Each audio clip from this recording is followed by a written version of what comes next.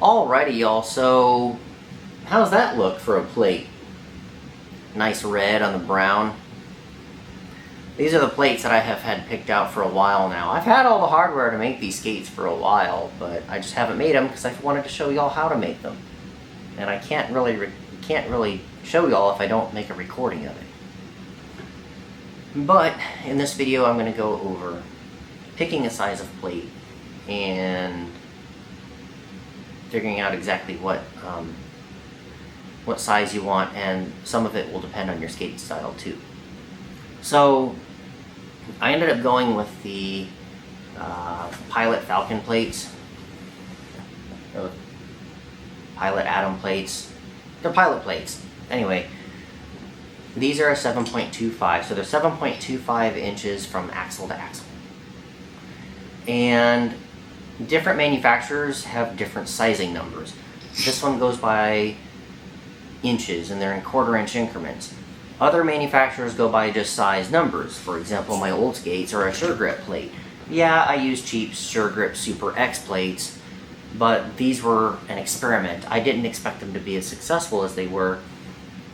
These are basically like one step up from rental plates. they're pretty bad plates, but I actually skate pretty well in them just because I've gotten so used to them. But they're basically rental skate plates. They have a 10-degree, I want to say a 10-degree kingpin angle.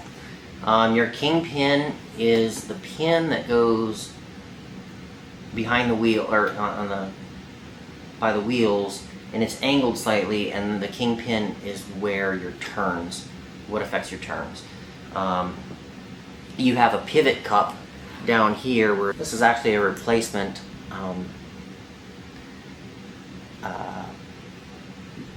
axle, right?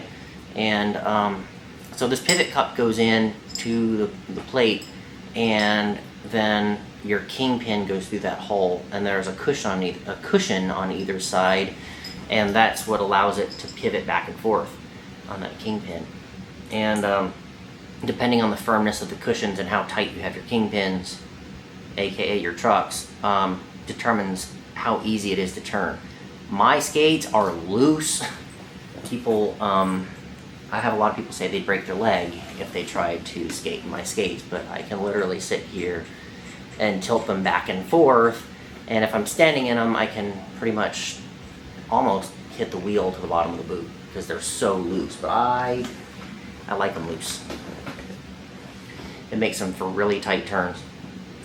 But on these have a steeper kingpin angle. They're about, I forget the exact measurement. I want to say they're 15 degree. I'd have to double check, but that few degrees difference, just that those few degrees make a lot of difference on the turns, and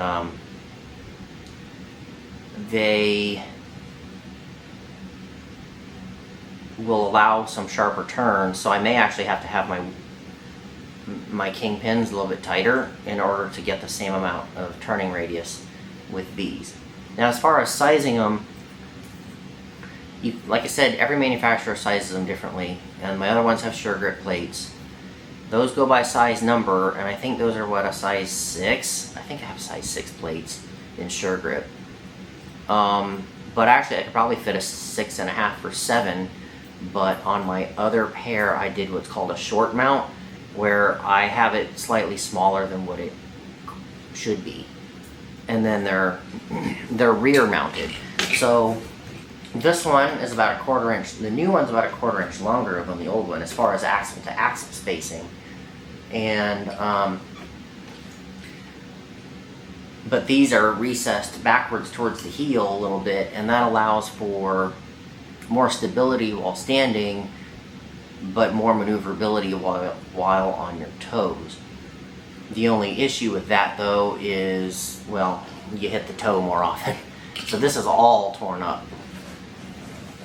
Additionally, these have no toe stops. There's nowhere to put a toe stop. I have jam plugs on my other pair of skates anyway. I don't use the stoppers. I cannot stand stoppers. It's really hard to do things with stoppers, in my opinion. So I just don't use them. So this one doesn't even have an option for stoppers. They are NTS, no toe stop plates. But in order to size these, you kind of have to like judge where the ball of your foot is, and then measure to your heel. Get a reference of your axle spacing. Go to the manufacturer's site and look up the axle spacing to size table, because like I said, SureGrip has an axle spacing listed, but they go by size numbers. And then if you can get your hands on some, you'll want to set them on the bottom of the boot, and while you're wearing it even, and make sure you can get it to fit and it's not too long, but it's not too short. If you want to do a short mount, I like putting the wheel just right below the ball of your foot, and then the rear one right under, just a tad bit behind the middle of your heel. Now these are a full size. These are not rear mounted. They are regular size, so it would go roughly about there-ish. I have it marked out on here. Wow, I had it pretty spot on. That's where it goes. So once these are on here, it'll end up looking like that. But you'll have to just play around with getting the correct size. There are other videos that you can look at as far as sizing a plate, so I don't want to go into too much detail on that, but that's kind of the rundown on how to get the right size of plate. If you do, like I said, if you do more artistic styles or more freestyle, you may like a short mounted rear mount plate, or a short rear mounted plate like my other ones, but I thought I'd try a regular sized plate in order to try to avoid tearing up my shoes and just adapt accordingly. These also have no toe stops, so it'll allow me to tilt further anyway. Even with the toe stops, you end up hitting it eventually. So that's that. Once you get them, once you figure out what size you want, the fun part comes in finding the center of your boots. And I mean like from heel to toe. I used there's actually a tool that SureGrip makes. It's in the Snyder brand, which goes around and will help you find it. So I have that center line marked already.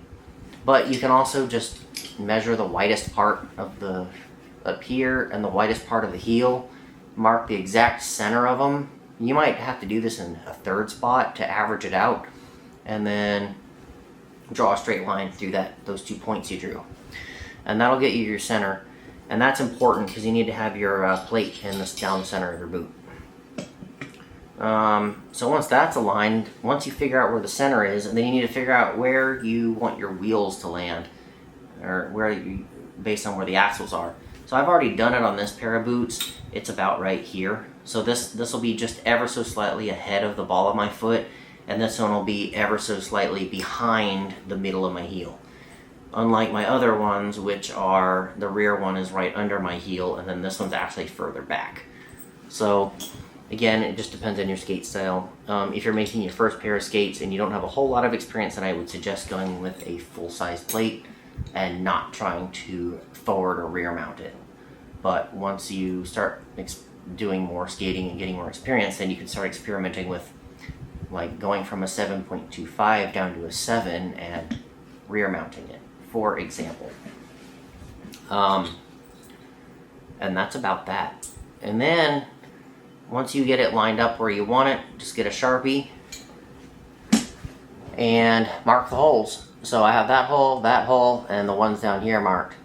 So they're ready to drill out. Everything's ready to go. I just gotta put these together, honestly. And that's that. Once they're all put together, then once they're all drilled out, I can get them put together and I'll have a new pair of skates once I find some wheels.